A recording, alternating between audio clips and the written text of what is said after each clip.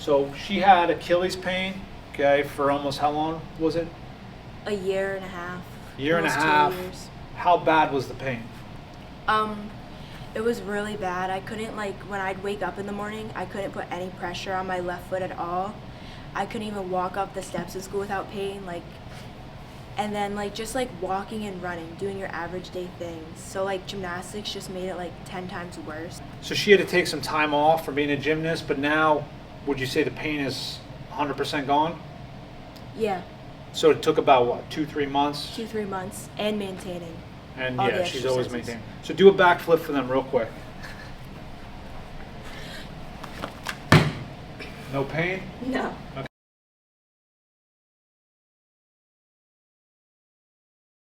Now what we're going to do is we're going to show you how important the glutes are to train to actually take pressure off the Achilles. This is like when someone comes in and they have tennis elbow.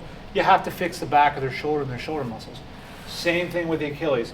You have to fix the glutes. That is a support structure. If that's weak, and she's a super strong gymnast, but we found these weaknesses in her glute, and that's what's causing her to cave her knees in like this because she wasn't abducting properly. So as soon as we fixed the glute, that took the pressure off the Achilles. Now you can go in and you can start training the Achilles. We're going to show you the whole series that we went through with her in order to actually fix her Achilles. But again, it all comes down to the glutes. So we're going to show you the glute exercise we used with her first, and then we're going to go in and we're going to show you the stages that we went through to fix her Achilles completely with different ankle exercises. So I mean, she has crazy flexibility, yet when I put her in this position, she was super tight and super weak. So we're going to show you that now.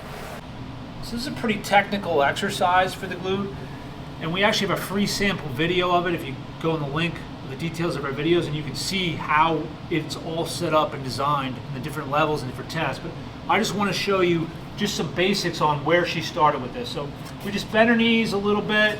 We put this foot here right on top of a pad. This pad allows it to drop and stretch more. Without the pad, you don't get as much of a stretch at the bottom. So we have a little 2-inch pad. You can use a towel. And if you notice here, the heel, okay, is in line with the back of the butt. So this is good positioning. And then what we're going to do is we're going to take our hips. We're going to move it about 2-3 inches forward. This is the key, is this hip angle here. If the hip moves back, you lose the tension on the glute medius. Now you're going to work more on lateral rotation. If I push the hip forward, now I'm creating medial rotation and pure abduction of the femur head, allowing me to focus specifically on the medius. You will get some minimus, but this is a medius dominant exercise. Now I want to show you where she started at, so go ahead. And we started just with 5 pounds, but she could physically only get her knee up to here without the hip moving backward. And if I locked her down, go ahead, you couldn't get it any higher than that. No.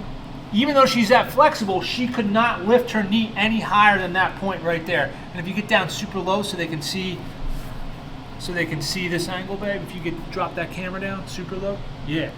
So she could only, look at that. That's how high she could get with her hip angle here. Now, so it took her about a month. Go ahead and come up.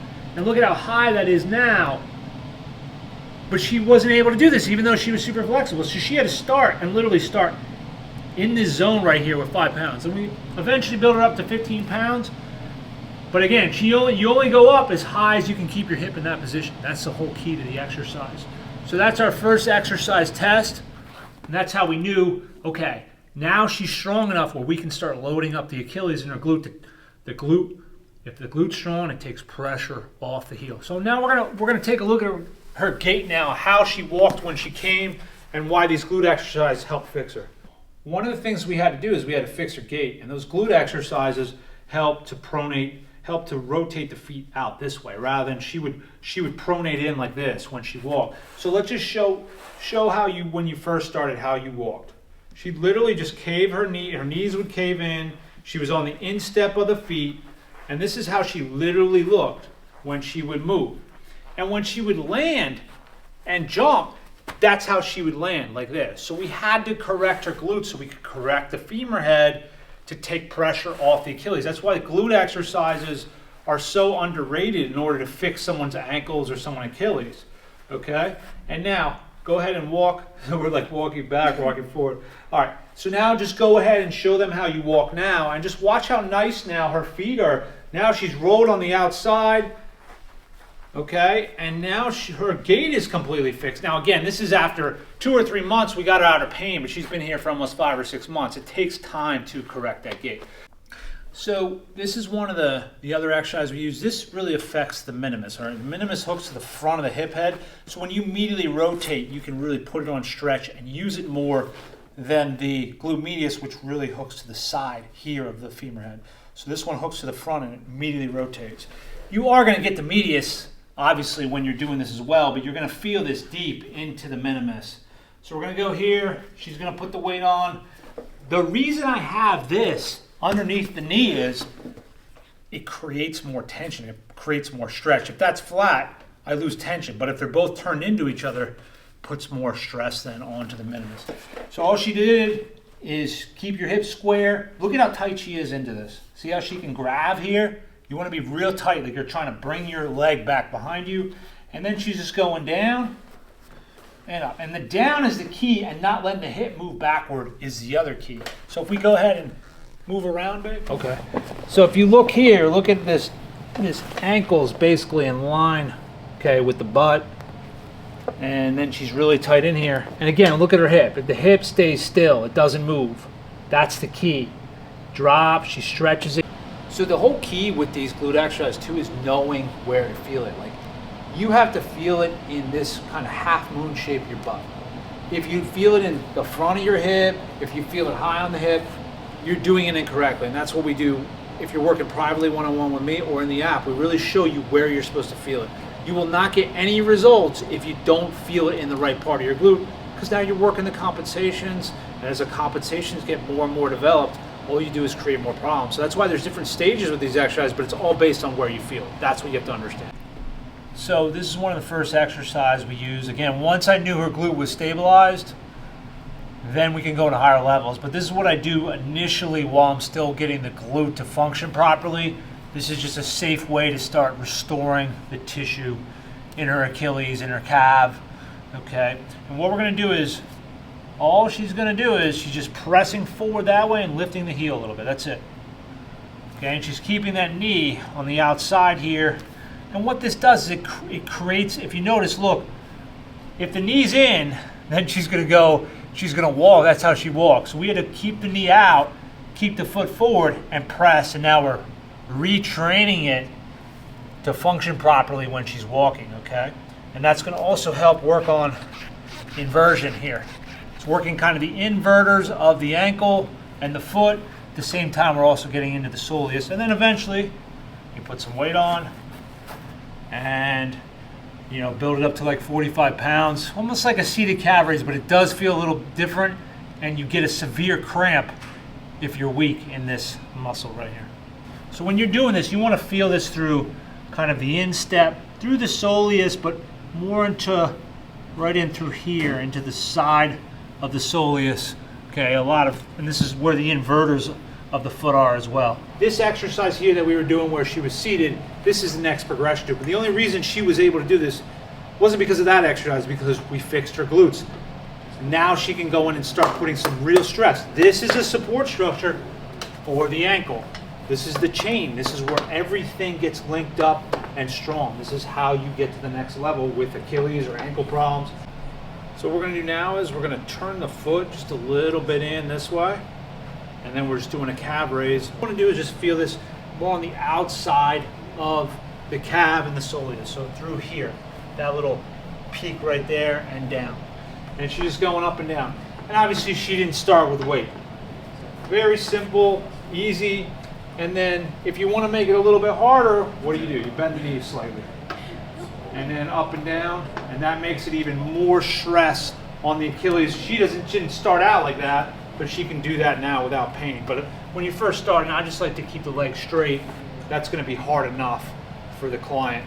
And obviously, don't use weight. So another thing that was really weak on her, because she pronates in, okay, was the Peroneus on the outside. So she really wants to feel this here on her, the side, kind of the side of your shin. It's not your shin muscle, okay? It's not your post tibialis, but this is your Peroneus. It runs here. So that's what we're trying to work here. She keeps her ankles very stable, and then she just rotates to the one side. That's it. So this, she doesn't allow, go ahead. She doesn't allow that to move, right? This stays totally square right here, and she's just moving from the ankle and foot and just working on the outside. That's all she's doing. So this one's gonna have the most effect on her gait. Like I said, she'd roll in. We wanted to roll out. So this is the next progression of the one with the band that we were going like this. So get that on it. And all she's doing is she's just rolling out on the outside of her foot like that as she comes up. Now obviously we did not start with weight. You can actually, I'm gonna show you after this, I'm gonna show you another start point that we use without, this one's pretty hard to get into right from the get-go. So we have another one that you transition to. So we'll show you that. But all she's doing is just coming up and just rolling onto the outside of her foot. Pretty simple. And again, that's just a lot of the reason why she was able to start walking like this. Same technique. Bend this slightly, come up under the toe. This is just there for balance, and then she puts the pressure on the outside. And again, she's rolling. She's not doing a full out calf raise, just a little tiny roll. And you want to feel that all down this strip. So this is the start point before we go on to the slant board. This is another great exercise. It's a single leg calf raise. So I have her put the one leg down, and then she just goes up and down. Stretches it and goes up. Pretty simple, effective. And we work this on day one. We do the one that you saw where she's up on this like this and going like this with the slant board. And then on day two, we would do this one. And on both days, she would do the one where she rolls out like this. So she's rolling out twice a week. She's doing this once a week and this on the other day. That's how we basically set up the system. Now I want you to know something. Everyone thinks anterior tibialis, crush this, that's gonna fix your ankles, it's gonna fix your shin splints. It's the biggest BS in the world. This is probably the least important thing to fixing the ankle, to fixing Achilles, plantar fasciitis, ankle sprains, anything in that region. This is the least important. We want to build a support structure on the inside and the outside. That's the key. That takes the pressure off. Now, did she do this? Can we do this? Yes, of course you can do that. But it's not a top priority. That's like on a totem pole, that is the lowest for me in order to fix someone's ankle, any type of foot problem. So just so you guys are aware, not that valuable. But yes, you can do it, and we did do it with her, but didn't fix her. Has nothing to do with fixing her. Okay, that's good for today.